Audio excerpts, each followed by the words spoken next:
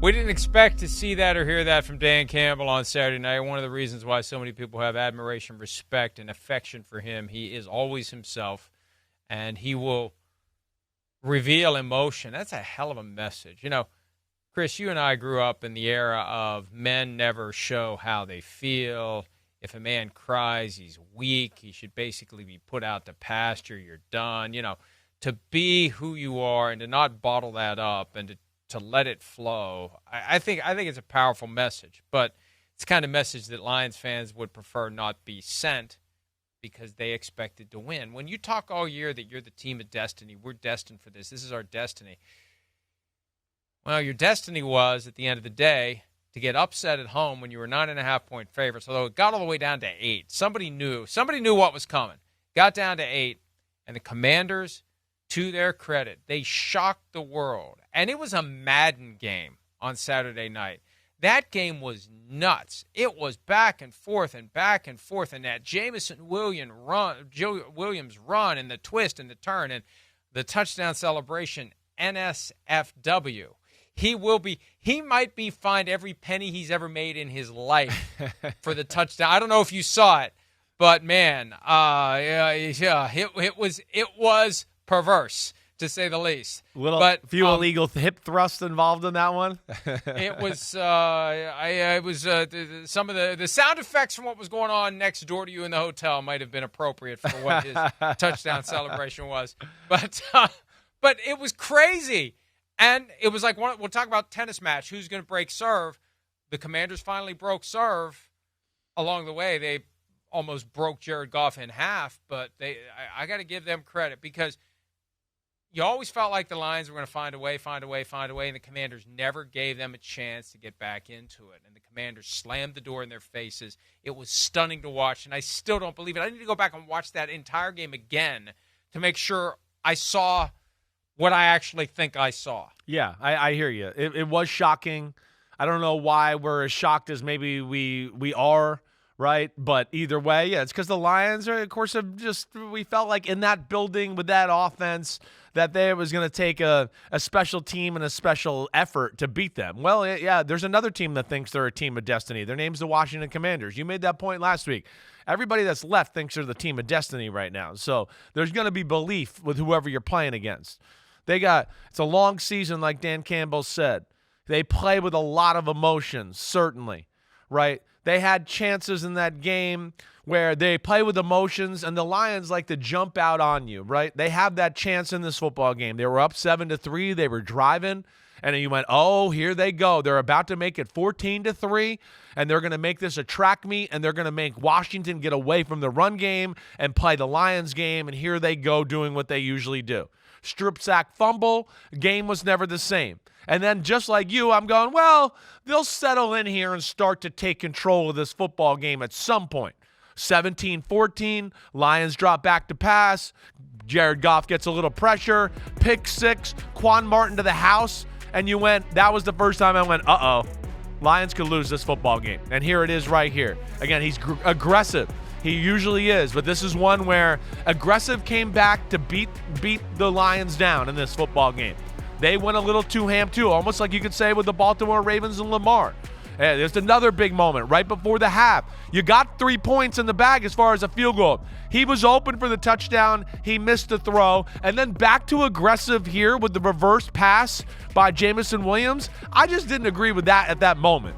Your offense has been good. You're down by 10. You need the guys that are used to having the ball in their hand in clutch moments, letting them use it in that moment. But either way, the injuries on defense, it all came to a head on Saturday night to deliver that shocking blow and loss, like you said, Mike. Sometimes you can get too cute with those trick plays, and anytime you have someone throw it who doesn't normally throw it, you're inviting that kind of an outcome. Yeah, they don't know. Go back to to the Jared Goff pick six, because I want to make a point here, and this isn't about toughness.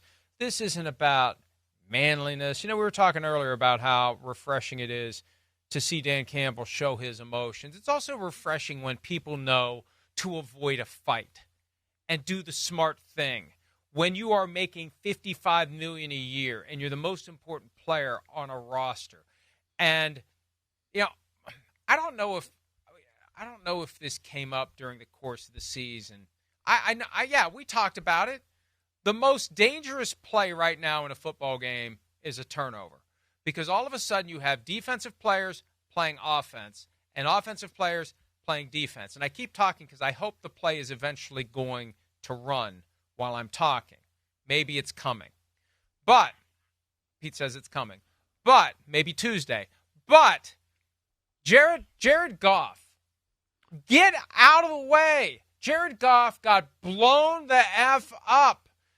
And we've seen this before. Tua Tagovailoa trying to make a tackle after an interception despite his concussion history.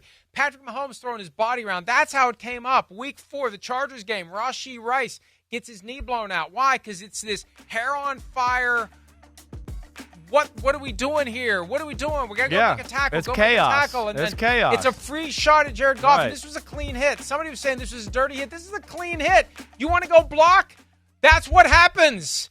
You want to be a blocker or tackler? That's what happens. You're going to get blocked. You're going to get blown up. And when somebody hits you hard, you're a big, tall, gangly guy. The bigger they are, the harder they fall. And fall he did hard. I thought he was going to the locker room at first for a concussion check. They took him to the tent. He came back.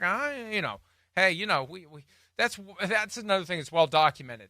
I think sometimes guys get back in games who shouldn't be back in games. What a shocker. But regardless, Chris, the whole outcome was stunning. The lesson to all quarterbacks out there, when there's a turnover, just sit down. Nothing bad is going to happen if you just sit down and watch the rest of the play. Well, you just have to know at one moment when it's like, all right, it's over, right? I appreciate his hustle. He's doing right there, because if he sat down, we'd be talking about him on social media today going, he's making $55 million.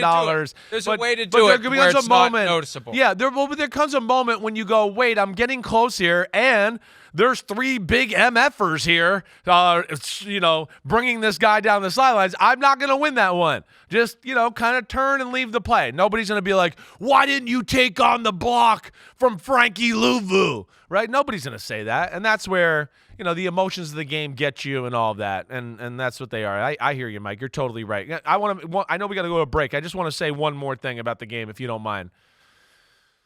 The last, if you look at their schedule, the Detroit Lions, right? You'd look at it and go, and I don't know if you could pull it up real quick and just look at it. The last 3, complete offenses they played. You would agree it's probably the Commanders, the 49ers, and Buffalo, right, towards the end of the year. They had the Bears, who did move the ball in their defense, but those were the last 3 offenses that we'll remember to go. They were complete offenses. Let me just read you. Commanders, 481 yards on Saturday night. The 49ers, 6-11 this year. 475 yards on the Detroit Lions defense. Buffalo, 2 weeks before that, 559 yards of offense. That's just hard to win football games that way. The pressure was on the Lions offense to have to carry the football team, and it just was too much to do the other night. And then, of course, Jared Goff made mistakes. But you saw, look at this drive chart. It doesn't matter the turnovers or not. Washington was going to move the ball on Detroit.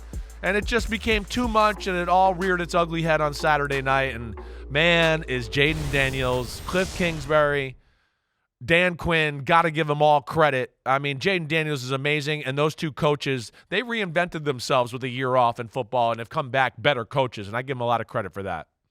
Well, and Cliff Kingsbury declined all interview requests last week. He's fully focused and will be until the season is over, and it may go all the way until New Orleans 3 weeks from yesterday. Let's go ahead and take a break. When we return, the last of the 4 divisional round games. Texans beating the Chiefs. We'll discuss that here on PFT Live.